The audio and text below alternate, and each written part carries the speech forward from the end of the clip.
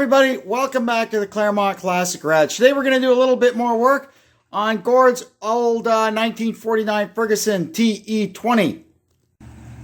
What we're going to do today is we're going to get the hydraulic lift cover, the hydraulic pump, and it's in there on the floor, the PTO shaft, all fixed up and back in. We can't do the adjustments until the brakes are done and I've got it full of oil and we can start it up and run it. But that'll all be in the wrap-up video. So what we're going to do right now, we have to strip the lift cover down.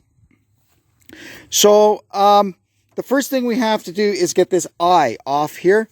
And it is threaded onto a very, very fine thread that is on the end of this yoke. So what we're going to do is start heating this up with the torch until we can break it free. If this doesn't want to come off, don't try and force it, because you'll bend and break stuff and you don't want to do that. We just want to get this off so we can get all of this stuff out of here and check the piston, get everything refreshed and adjusted properly, and go from there. Alrighty, there you go.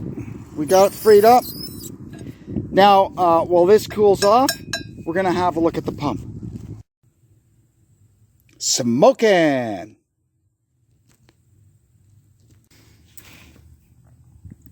As far as the pump on this tractor goes, we're not going to be really doing a whole lot to it. It was working fine with no complaints. All you really want to do with these, if you've got one that seemed to be working fine, when you get it out, you just want to have a look at. Sometimes they'll be cracked down here because they get water in them and it freezes. And when somebody starts up the tractor, that piston goes and it can't push the frozen water through, so it just breaks the housing. You can see here, I think we've got a little crack there. That's nothing, we don't worry about that.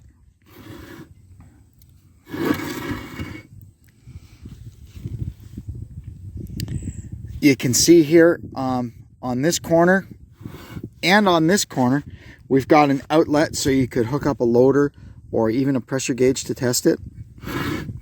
This pump is in good shape. So all we're going to do is, that's pretty good. There should be a cotter pin on there. We've got a safety pin. So we'll get that fixed up. This is the control valve. And this here is the, look at that, it was loose, eh? That is the pressure relief valve. That would have been fun if that had fallen out. So we did find something wrong with it. Look at that. But no worries, we'll get it all fixed up.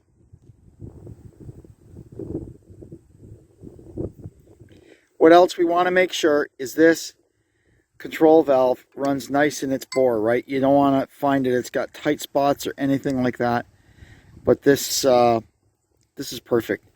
All that this does is it lets, when you pull the lever up, it moves the valve and lets the pump suck oil. The pump isn't always moving oil. The pump only moves oil when the control valve lets it take in oil. So when the control valve opens, it lets the pump take in oil and it pushes it up. You'll see here. It pushes it up through here, up through that tube I showed you in the case to the lift cover. When you tell it to go down, I'm not sure in or out, right? It shuts off the suction to the pump and dumps whatever pressure is in the cylinder. And that's it. That's how simple it works. You can see here, it's what we call a Scotch yoke pump. This cam is splined to the PTO shaft. You can see it's got an eccentric, and you can see there's the pistons there. And as this turns, these yokes go back and forth like that, and the pistons compress the oil and push it out. Well, they don't compress the oil. You can't compress oil. They push it out into this port and up. It's a very, very simple little pump. The lift cover's just about cooled off now so we can work on it. And in the meantime, while I waited, I've gone around and cleaned all our gasket surfaces. So we're ready to start putting stuff back together. Now we can get ready to put the pump back up. On a lot of these gaskets, I just like to use axle grease on them. it helps them in a few ways. I've always done this. I learned this from old guys when I first started working on the buses. Number one, the gasket kind of sticks the grease sort of sticks the gasket to the workpiece without actually sticking it to the workpiece. And it kind of just softens the surface of it a little bit, lets it bite in, yet it doesn't make it stick. So you could come back a little while later and take this pump back down and the gasket won't stick. So that's just something that I've always done. A lot of people watch these videos and go, why are you using grease on the gaskets? That's why, because I'm old. And that's something that I learned a long time ago. And it's always worked for me. Wow, this isn't exactly cut with a lot of precision, but we got it close. So now we'll grease up this side of it. We'll put it on our little transmission jack and we'll push it back up into the belly of the tractor. And just like bringing it down, on the way up, you got to kind of wiggle and jiggle, and you will get it to go up in. It's just about there, and kind of as it gets right there, you have to slide it forward a little bit, and she'll be in. Now that we've got the pump up, if you look right down there, that little kind of white spot you see, that's the gasket. All of the bolt holes that hold the pump come right up through into the gear case. So we have to make sure that the oil isn't going to wick down around the bolt threads and come out the bottom. So what we've done is we've put a bead of sealer around all of these bolts, and we'll wind them up in, and that'll seal it. Also, you can see here, they've got a hardened washer that prevents the bolt from burrowing itself into the aluminum.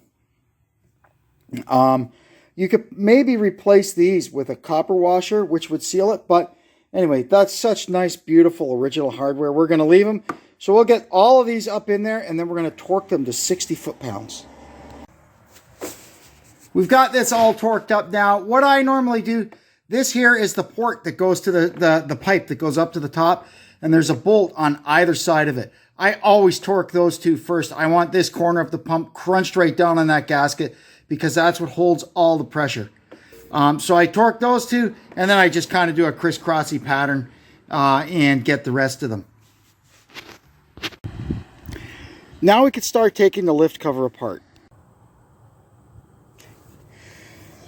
The only thing I'm not going to mess with is the rock shaft, because these things get stuck on there.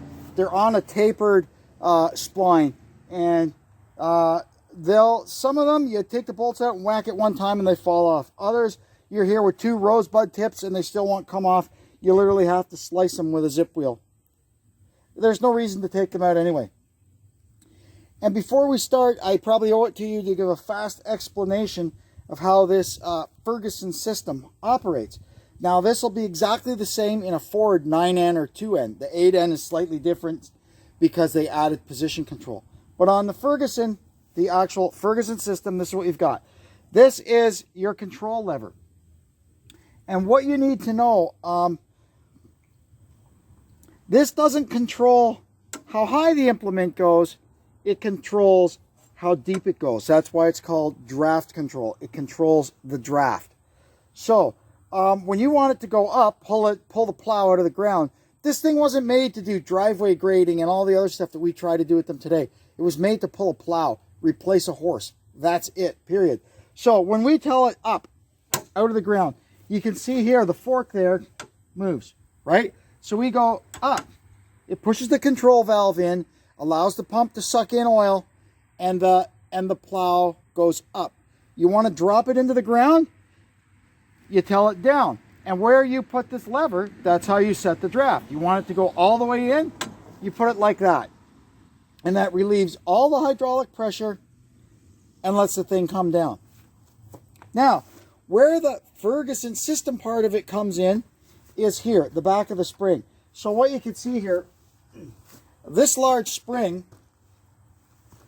pushing against this yoke keeps this pulled like that. You can see. So basically that's what you're up against. Up, down.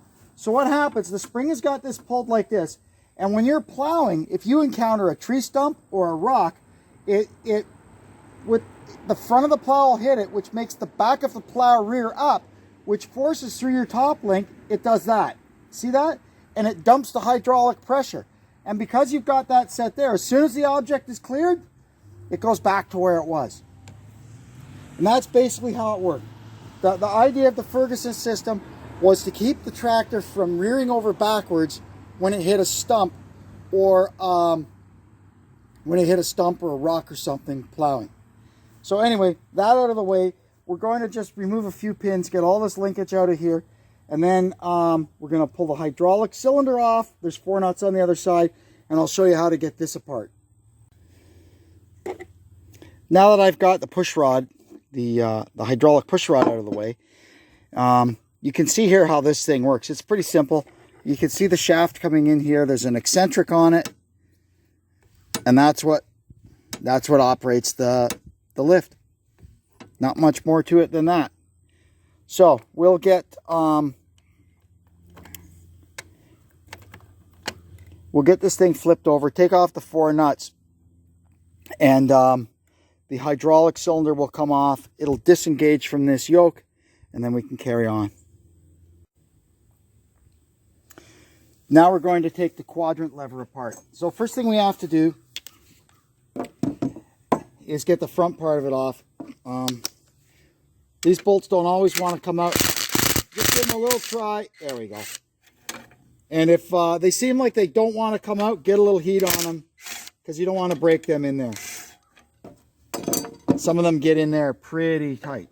Okay, now we're going to take off this castellated nut. There should be a cotter pin in there so that when you get there's a spring behind it. So you set the tension on the friction disc, and then you put a cotter pin through it to hold it in position.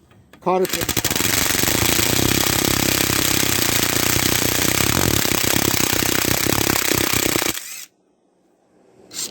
There we go. So now there's the tension spring off. Now, holy Toledo, I don't believe it. This thing's actually loose. A lot of times you'll have to heat this little guy up to get him off, and you have to be careful because it is it's aluminum, and you don't want to put too much heat in it because you'll actually start melting it. Anyway, I think if we just give this a little tap, I don't want to tap too hard. I don't want to bung up the. There it goes. Look at that. This is not on a taper. It's on a smooth shaft for the keyway. See?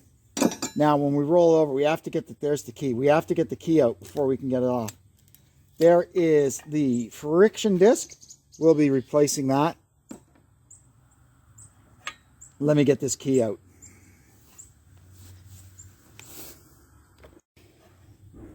Once the key is out, we need to remove these 4 bolts, and then we'll be able to pull the quadrant assembly out. There we go. You can see there what it looks like when it comes out. This thing is all apart now, or at least apart to the point where we need to take it apart. So now we're going to get all our parts cleaned up, and we can start reassembling it. We've got all our parts cleaned up.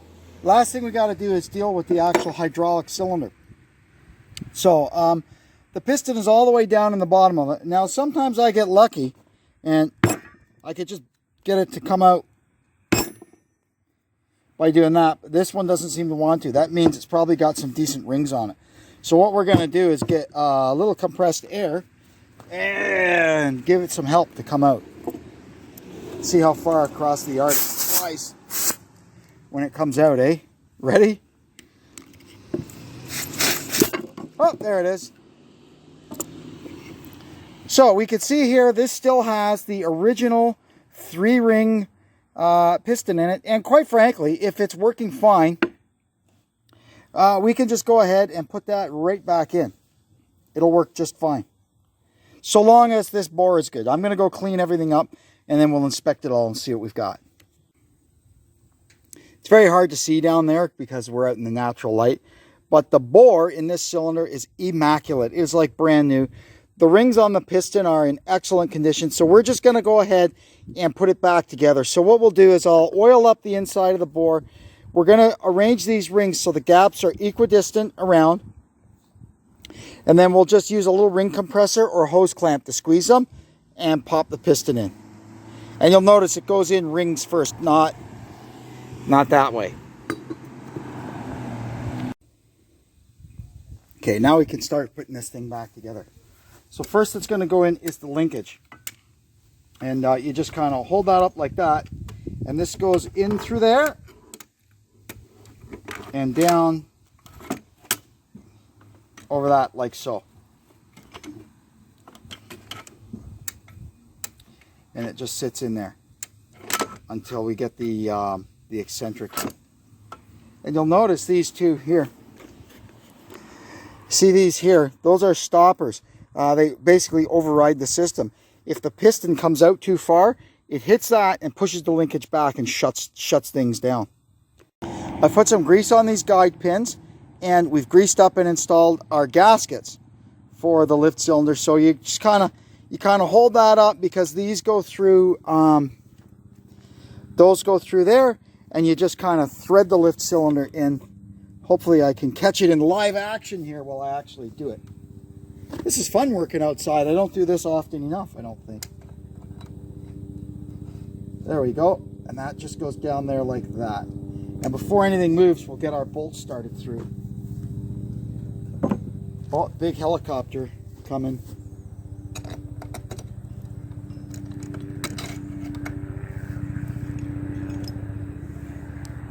Let's see if we can see it. Is it the cops or is it the air ambulance? Oh, there he is.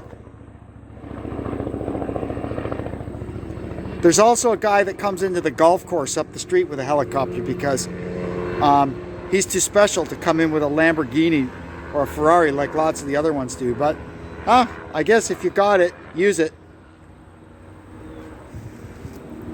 Anyway, back to our Ferguson. That's more important. Okay, so we got this guy here.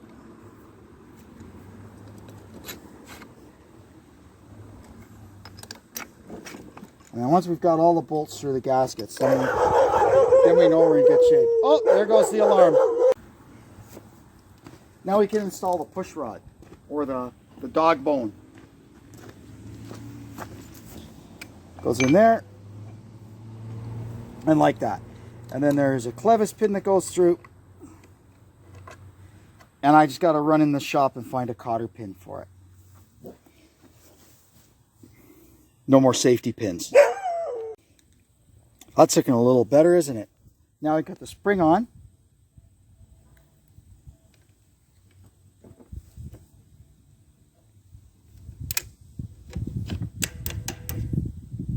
There we go. See there? Now we can start putting the back end of it together. Let's see here, get a better view. Okay.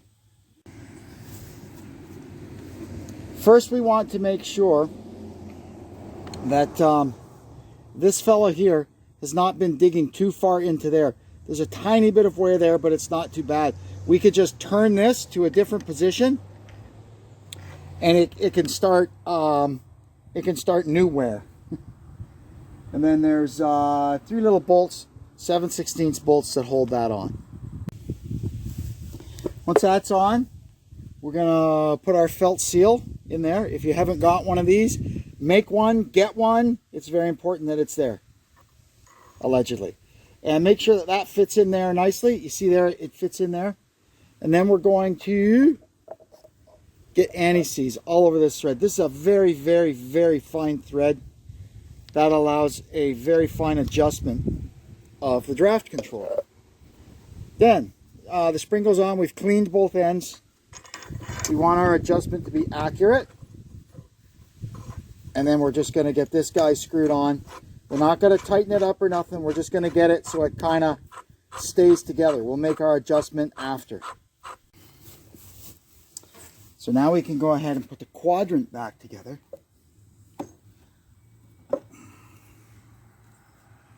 start by just greasing up this shaft a little bit and fitting it through the quadrant like so. There we are. Now, a little grease. Hey, gasket. Now you'll see how the holes on this are slotted. That's how we perform our adjustment. That's our last step once we're done. We'll put a little grease on here. A little grease never hurts anything, does it?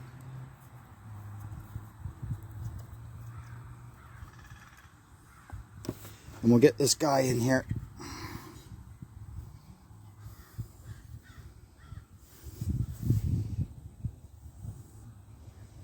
Just make sure he gets on the back side, on the right side of the plate that he's got to run against, his cam. There we go. And we can put our 4 bolts in. Now we can tap our little key into the keyway.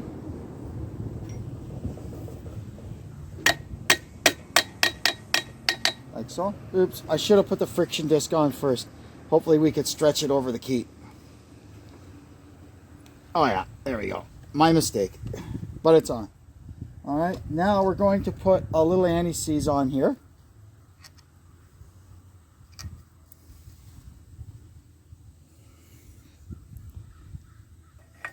Okay, so you can tell this is a completely around backwards from where it needs to be, but there, it goes there.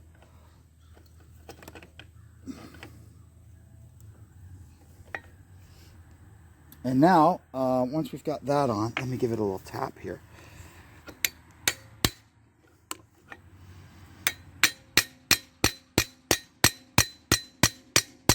We need enough room that we can get the spring and all that other accoutrements on here. There we go. Where did our brush go? Here we go. A little anti-sneeze on there.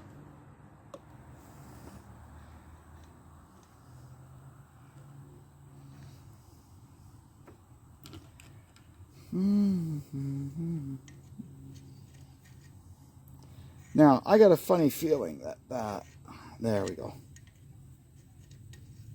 That makes a little more sense, doesn't it?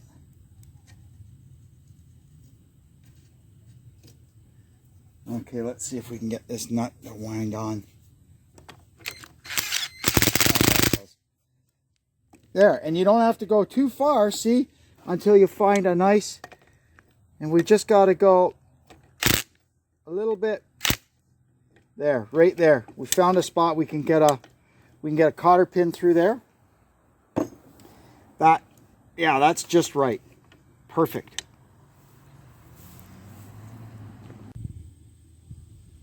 And that's that. We can put this lift cover back on and proceed with the rest of the job. Very happy with that. It all went pretty well, I'd say. I've got the new lift cover gasket in position. It's greased up. I got a couple of guide studs on the front.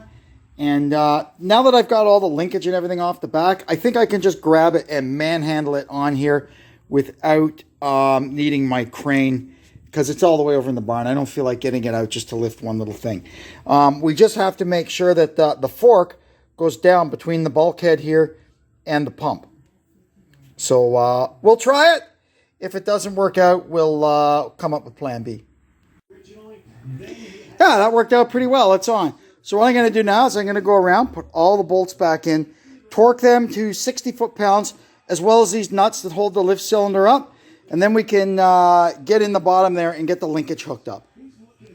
And like the pump below, the first 2 bolts I torque are the ones on either side of this hydraulic port.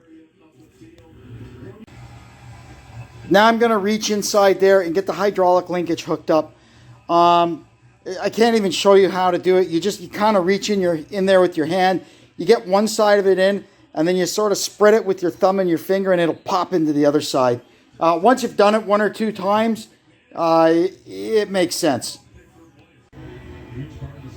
There, you can see it's in, and you can see the control valve moving when we operate the touch lever. So what we're going to do now is go across the bottom, put the 3 plugs back in, and we can carry on. Now we can adjust the control spring. So you see there, the manual says that you want it so that when the implement is lifted, so it'll have weight pulling out on it this way. You want no more than 20 thousandths of an inch free play in this spring. But what we've found over the years, everybody does, is they take all the play out of it and another half a turn. And that seems to work really, really well. So that's what we're going to do here. When it's perfect, you should be able to just turn the spring. And we're there. So we can put this back up, put the yoke back up, put the pin through it, and that's the control spring adjusted. Now we can change the PTO seal. We've got it mounted in the vise, and first we got to there's a snap ring that holds the bearing. Everything comes out the back once we get this snap ring off. Oops.